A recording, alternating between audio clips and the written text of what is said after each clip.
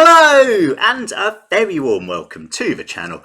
It is time for another History Reacts video. So I haven't done one of these for a while, which I missed them. I really like history, so I'm looking forward to this. This is from the Armchair Historian, which is a fantastic channel. There will be a link in the description to the original video. It is the evolution of American Army uniforms over time, which should be really interesting because, from my pre-existing knowledge, I think there's going to be some quite substantial changes. Like you wouldn't have soldiers going to fight in Iraq in sort of the George Washington style coats, would you? Anyway, I am also toying with creating a second channel, one which is specific for history reactions. So I know I do a mixture of history and kind of like American culture on this channel, North American culture, and I know they don't always align perfectly. So I was thinking about separating them out. I'd love to know what you guys think. Please do comment below. Let me know if you think it's a good idea or indeed a terrible idea. I want to know if I'm wasting my time. And let's watch the video. Let's go. Before we begin, let's highlight today's sponsor. Armored Warfare is a free-to-play action MMO featuring over 200 vehicles from a variety of nations. I'm going to play this through basically because I want to support the original channel, and I feel a bit of a dick if I don't. Take control of the latest war machines, such as the American M1 Abrams or the German Leopard 2, and pit them against exotic foes such as the T-14 Armada or PL-01. Enjoy that. I want to pit them against like one of those World War I tanks, so the sort of really slow ones with two guns on the side. That would be pretty fun. Diverse gameplay with 5 different classes of vehicles, ranging from main battle tanks to armored fighting vehicles loaded with mechanized infantry. Join the game using the link in the description below and get 7 days of premium time plus a unique tank, the Type 59 IIA, armed with a copy of the British L7. Oh well, that's got to be the best then, isn't it? If it's got a British gun, like what more could you want? You get a free tank, British gun. I'm sold on this. Go or don't go now. As soon as this video is over, first click the subscribe button, which I always forget to say, and then go on Armored Warfare and play this apparently amazing game. I endorse it, and I hope I'm not making a huge mistake. Gun. Prior to the formation of a professional army, the 13 colonies were defended by militiamen or minutemen. These Minutemen fought in the opening battles of the American War of Independence, such as the battles of Lexington. So these guys, they're basically just wearing civilian clothes. I mean, like either farmers' clothes or kind of like sort of merchants if they come from a town. And like the opening battles, so yeah, as I say, Lexington, Bunker Hill. Most of the Americans were just in what essentially would be regarded as civilian clothes. I mean, elements of it were almost like a guerrilla war. Against British regulars until the Americans eventually formed, obviously, the Continental Army, but I'm sure we'll get onto that. And conquered. In contrast to the British regulars they fought, they wore a patchwork of civilian clothing. The first American regulars were equipped with muskets, much like the rest of the world. During the first years of their existence, the American military was not formally organized until Prussian officer Friedrich von Steuben disciplined them into a... And if you want to be disciplined, you want to be disciplined by a Prussian. And that's not some weird, weird sex thing. I mean, the Prussian army this time was amazing. There's the famous quote about Prussia not being a country with an army, but an army with a country. One thing I do wonder, and perhaps some of you could help me on this, why did America choose blue as its colour? Is that in any way because of the Prussian influence? I mean, obviously they couldn't have red because that was the British colour. I'd be really interested to know why I chose blue. I mean, I obviously the French used blue quite a bit in the end, so maybe that was some kind of influence. Comment below. I'll be really interested. A true fighting force at Valley Forge, where Americans began habitually wearing uniforms. These newly professional... And obviously they wouldn't be running forward like one at a time, almost as though they're sort of modern soldiers. You'd have like massive lines of them forming up and advancing. So yeah, this tactic would not work. You get swept aside by cavalry. Specialized soldiers marched to victories at Saratoga, Kings Mountain, and ultimately Yorktown. Although still hurts. Continental militiamen Not gonna lie. were used extensively for the entirety of the war. Unlike their musketeer counterparts, Morgan's riflemen, who functioned as a light infantry force, carried a true rifle. the grooved barrels of which allowed the musket ball to spin for far greater accuracy. Uniforms of the I have heard that the Americans employed riflemen during the War of Independence, and that they were devastatingly effective. I mean, they're basically very good skirmishing troops. You kind of send them ahead of your main line, and they're very good at sort of picking off officers, picking off targets. You don't want them to go head to head in like a line infantry battle with musketeers, because they'll get demolished. They just can't fire quickly enough. But they're really effective as a sort of and for guerrilla warfare. They're really effective as like a sort of skirting force ahead of the main battle. This period maintained a predominantly blue color palette, although some details of the uniform evinced a Prussian influence, particularly the cuffs and collar. Officers continued to have edged weapons at their side, a popular piece for ranked individuals of most armies around the world.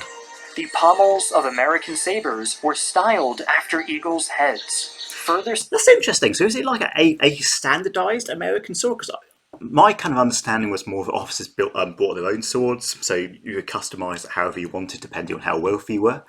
But there seems to be a suggestion that the American ones all had eagles on them. So I don't know if there's like a sort of standard American sword design that was being dished out, or whether it was just for all the American officers, or a lot of them decided they wanted eagles on their swords, which I can understand, because eagles are pretty cool. So yeah, no, that's interesting. Cementing the bald eagle as a symbol of American identity. American forces were able to stand their ground and hold the line during the siege of Fort Texas. Although the blue color was still prominent, there was a noticeable change in headwear. Soldiers began to wear a type of visor cap in cotton. Wait, I'm a little bit confused. Which war is this in? Is this the US-Mexico War? I think. I'm not totally sure. I mean, like the uniform looks a little bit Confederate, but I'm pretty sure this isn't. This obviously isn't the Confederacy. I think it must be the US-Mexico War, which was a resounding US victory. Contrast to the taller and somewhat less fashionable Chaco-style hats. Union troops, also known as Federals, were outfitted in dark blue tunics and kepi hats borrowed from the French design. While this was the standard uniform for the Union, some regiments opted for entirely different uniforms. When the Confederate States seceded from the Union, it seems that the Confederates have got, like, I don't know about better camouflage, but they're sort of slightly less bold than the Union. I mean, I guess this was sort of the point, or almost the transition point between when you wanted really bright colours because you wanted your men to stand in line.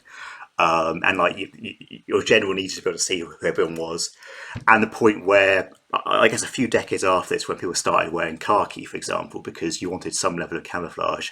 I mean, particularly when you had sort of powderless or flashless guns emerging. So yeah, it's interesting. The CS Army opted for a more gray and earthy tone. The Confederate soldier, for a good part of the early war period, had to make do with older, less effective muskets. Zouaves were a class of light infantry regiments that were linked primarily with the French army units serving in North Africa during the time. It does look really French. Like, that guy could not look more French if, like, he was beating someone to death with a bagel, which admittedly is quite an extreme thing for a Frenchman to do, but let's roll with it. By the name of Elmer E. Ellsworth, who, before the war, ran a drill company called the... So the New York draft rights, those were the ones that feature in Gangs of New York, I believe, because I know there was some sort of anti-war sentiment in parts of America, sometimes combined with racist sentiment or even borderline sympathy for the Southern cause. So yeah, I'm pretty sure that's what you see in Gangs of New York. Zouave cadets, who practiced in the manner of their French namesakes. Such units were raised on both sides of the war, such as the Union's 11th New York Infantry, the New York Fire Zouaves.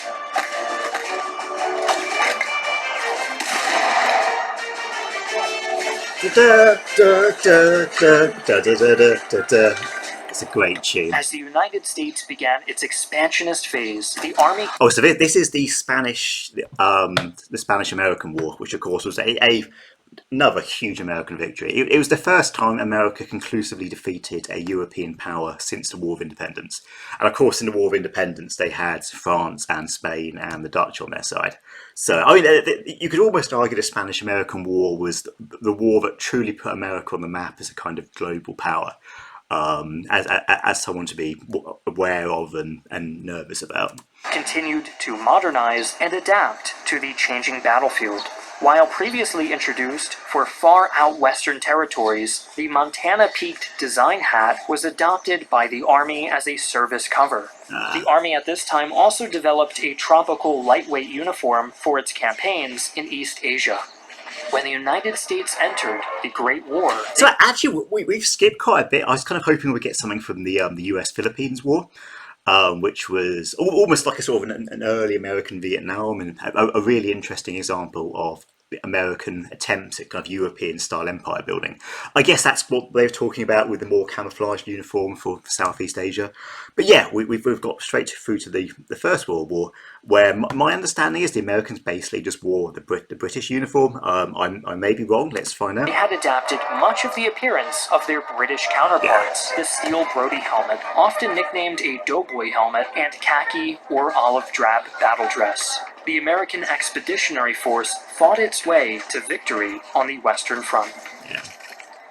The United States saw its ground forces make their debut in Operation Torch, fighting alongside the British in North Africa against the ferocious German Afrika Korps, ultimately driving the Nazis back to the Italian... So there was Operation Torch was a big landing, actually initially targeting some of what were the Vichy French or fascist French controlled parts of North Africa, essentially trying to kind of encircle the main German armies in Africa and Italian armies, which were more in Libya, having been pushed back after pushed back from Egypt after the Battle of El Alamein. So yeah, as this guy says, it was the first major conflict that the Americans saw against the Germans in World War II. In mainland. D-Day! Taking note of the effectiveness of the German Fallschirmjäger paratroopers, the US developed their own airborne troops, who contributed greatly to victory. And so this is a great little detail. The guy got stuck on the church. There's a really famous photograph of it's some French village where an American parachutist got stuck on like the spire of a church. And just like left hanging there, and it's like become like a really iconic image. So it's kind of cool that they included that. I've been to some of the towns in Normandy which were first liberated by American paratroopers, and like the paratroopers did like an insane job. I mean, they also managed to take out some together with US Rangers. They took out some of the coastal defences, which would have been firing at the beachhead, so big heavy artillery pieces. Actually ahead of the landings. I mean, there were the British did the same on their side, but there was some extraordinary bravery kind of on right before D-Day, so on sort of 5th of June. In Europe. From the night landings prior to D-Day to the invasion of Germany, American airborne infantry were crucial to the Allies' victory. And the M1 carbine was a really good gun. At least it's good in Call of Duty. That's mainly what I'm going by. Rangers were elite light infantry forces organized in company-size formations. Rangers famously scaled Pointe du Hoc on... So I've been to this place. If you ever go to France or to Normandy, it's really worth a visit because it's crazy what they achieved. Just sort of stunning bravery. D-Day to eliminate artillery pieces which the Germans had evacuated just prior. But they also won fame in Italy at the Anzio beachhead prior to Operation Shingle. By the time of the Battle of the Bulge, airborne units had fought through most of German-occupied Europe, and now held their own during the Siege of Bastogne. So this was the last great German offensive in the West, essentially an attempt to repeat their victory of 1941 by smashing through the Ardennes forest. Initially they had some success, but not for very long, and the Americans managed to hold, and Bastogne never fell. But as you can see, they're wearing more winter clothing, because obviously this was fought during the winter. From December 1944 to January of 1945, the battle-hardened Screaming Eagles of the 101st defended the city against determined German attacks. United States. There's like a famous thing where the German commander asked the Americans to surrender, and he just responded with a single word, nuts, which I think is, I'm pretty sure that's true. I have to double check, but that's a pretty cool answer. Marines under the U.S. Navy formed the bulk of the ground forces in the Pacific Theater. They carried out the lightning-fast island-hopping campaign across Imperial Japanese territory, with Marines planting the Stars and Stripes on Mount Suribachi during the capture of Iwo Jima, becoming an iconic image of the Second World War. I mean, that's like the one where they're all sort of leaning up, pushing the flag. Obviously, afterwards, Iwo Jima was probably the last major battle for Okinawa. I mean, both of them were incredibly brutal, nasty fights, and give you some idea of how difficult it would have been to conquer mainland Japan itself had it not been for the use of atomic weapons and also the Soviet entry into the war. Army Air Forces was as in the war against Japan. Obviously, the Soviets had already been fighting against the Western fascists for a long time. Responsible for most of the aerial combat during the war. Widely recognized by their Hap Arnold Wings insignia and their famous winged propeller on their uniforms, the Army Air Forces were ultimately responsible for the 2 atomic weapons unleashed on Nagasaki and Hiroshima, swiftly, if not controversially, ending the war in the Pacific. Following these...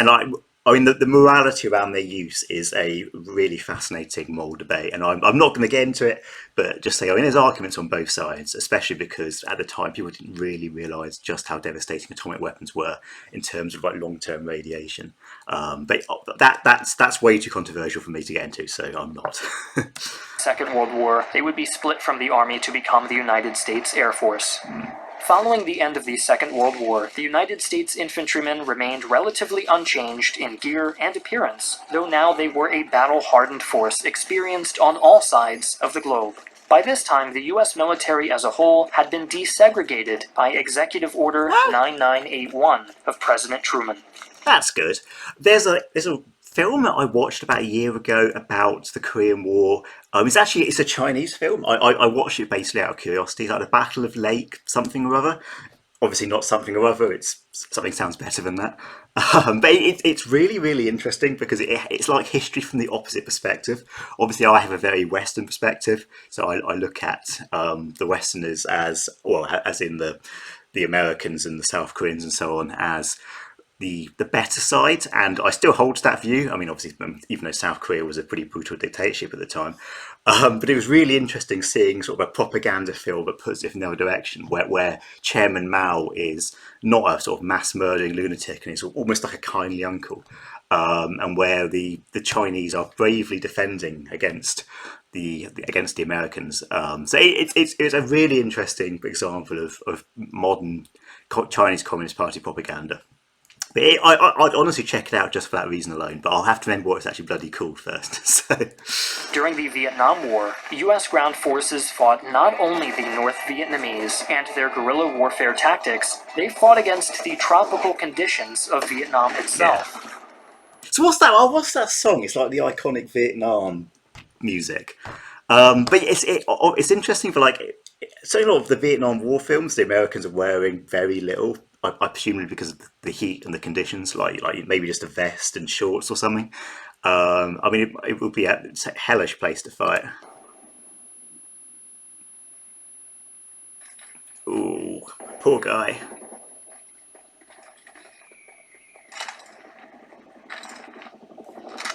It's like a scene from Platoon where he gets shot and falls down and keeps getting up.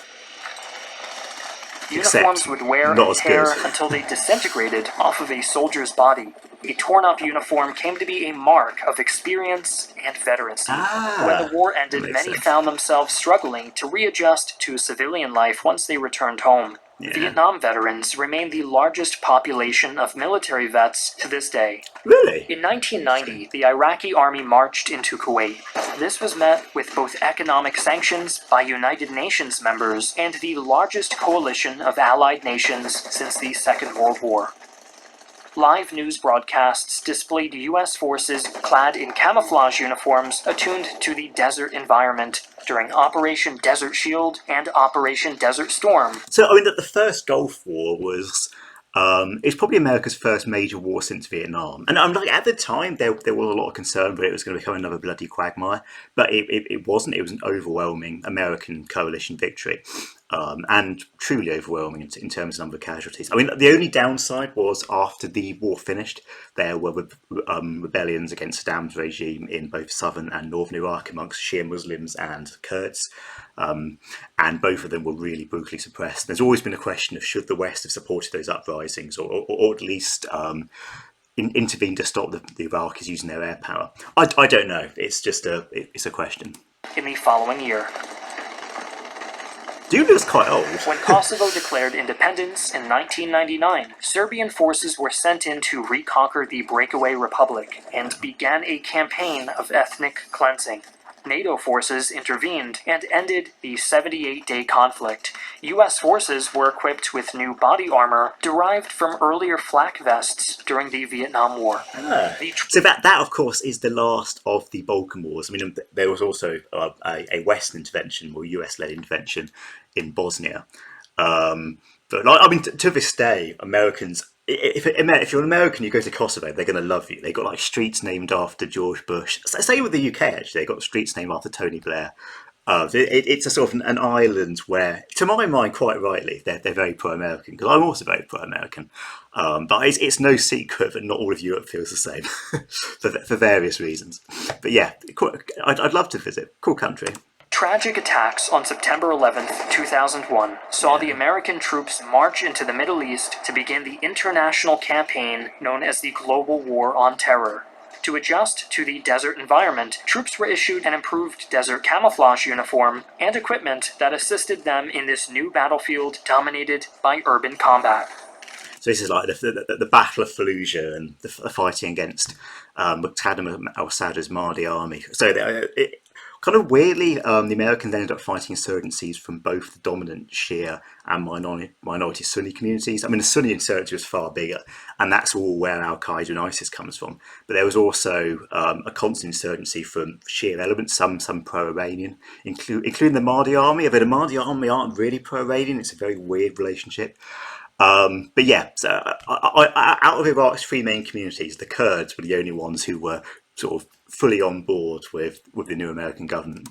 In time, the U.S. Army saw fit to consolidate their camouflage patterns. And that, of course, is poppy fields in Afghanistan, which is where opium comes from, or heroin, and which the Taliban sort of destroy and sort of get funded by. So they have a very weird relationship with the drug. Rather than having two separate ones, it was decided to attempt a universal pattern. This pattern became the face of the American soldier for over a decade, until the Army then realized how ineffective this pattern was. The modern soldier now wears proper battle dress as the fight against terrorism continues in the Middle East. It does. Army infantrymen primarily train at Fort Benning, Georgia, dubbed the home of the infantry. As of 2019, the U.S. Army introduced a new service uniform that harked back to the days of the Second World War and Korea, a modern iteration of the pinks and greens. The uniform that the greatest generation made famous during the 1940s and 1950s. Yeah. In Arlington National Cemetery, soldiers of the 3rd Infantry Regiment, dubbed the Old Guard, stand sentinel at the tomb of the So I have been to Arlington Cemetery. It was a few years ago. It would have been in 2017, the last time I was in America. And I did see these soldiers, and they do these really cool things where they flip their guns around and somehow don't drop them, and it's very impressive. I want to know how they got the nickname the Old Guard. Is this like one of the oldest units in the American Army? If you know, comment below. I'll be really interested. But no, they were super impressive. And one thing I found really cool was lots of Americans were going up, not just in Arlington, just I saw it in New York, I saw it in different places in Washington DC, where just normal members of the public could go up and thank soldiers for their service, which is just not something you'd ever have in the UK.